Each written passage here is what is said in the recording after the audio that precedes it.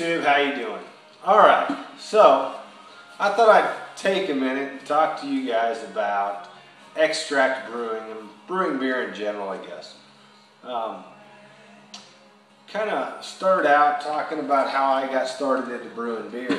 I thought about it several times. Man, it'd be awesome to be able to brew beer, make your own beer. I mean, how cool would that be to be able to make your own beer and drink it with your buddies? I mean, that'd just be awesome.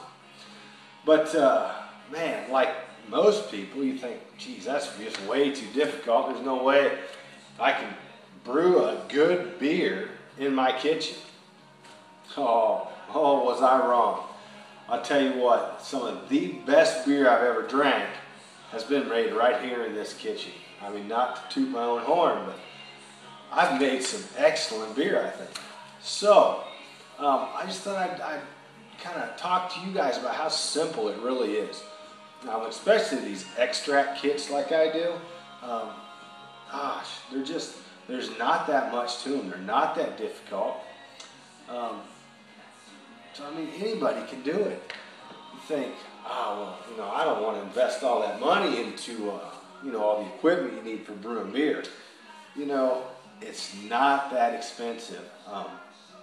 You can get a starter brew kit from Midwest Brewing Supplies for like 90 bucks. I think the starter kit that I bought was like $90. I bought an ingredient kit that was, I started out with raspberry wheat. I would suggest out of all the ones I've done, for a first brew, I'd go with the Blonde Ale. Excellent beer, tastes great, pretty simple to brew, and it doesn't have to sit very long before you can drink it. That was a downfall with myself for doing the raspberry wheat first. It actually had to sit for about 4 months before it actually tasted good. So I would suggest the Blonde Ale. So you buy the starter kit from Midwest Supplies or your local brew shop, wherever. But you'll get a first stage fermenter, which is basically a 5-gallon bucket with a lid and a rubber grommet at the top where a airlock hooks up to. So you get that, your first stage fermenter. You'll get a second stage fermenter, which is a glass carboy, and it has a bung that goes in the top with a hole in it for your airlock. You'll get a second 6.5-gallon bucket or 7-gallon bucket, whatever it is, for a bottling bucket. It's basically the same bucket as your first stage fermenter. This bottling bucket just has a hole drilled in it to where you can put a spigot on there to run the beer out to bottle it. It comes with the capper. It comes with a bag of caps. It comes with a sanitizer. It comes with a couple cleaning brushes for your glass carboy. Trying to think what else it comes with. It comes with an auto siphon hose. I think you get your hydrometer. And then I think it comes with a booklet kind of talking about brewing beer. And it also comes with a CD that you can watch. I never watched it, but I'm assuming it's kind of a how-to instructional type video.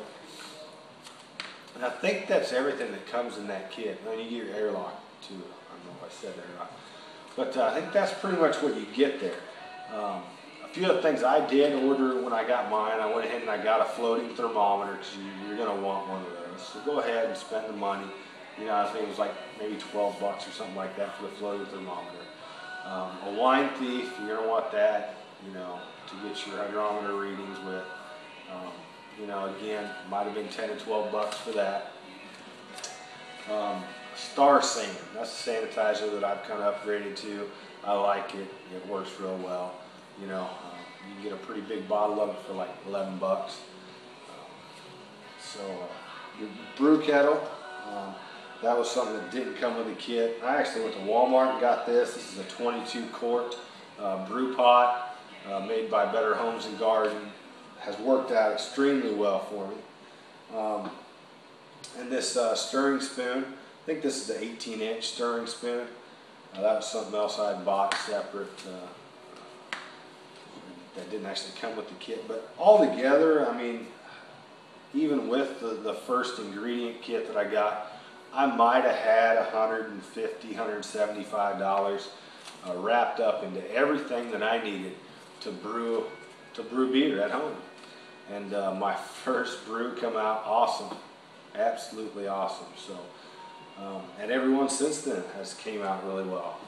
So, you know, don't think it's too expensive that you can't do it, because for under $200, you could be brewing your own beer at home.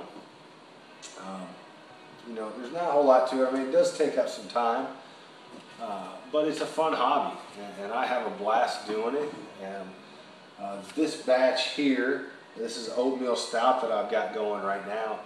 You know, I started it maybe an hour ago, hour and 15 minutes ago, and I probably got another, like 20 minutes on the boil. It's going to take it probably half an hour to cool down.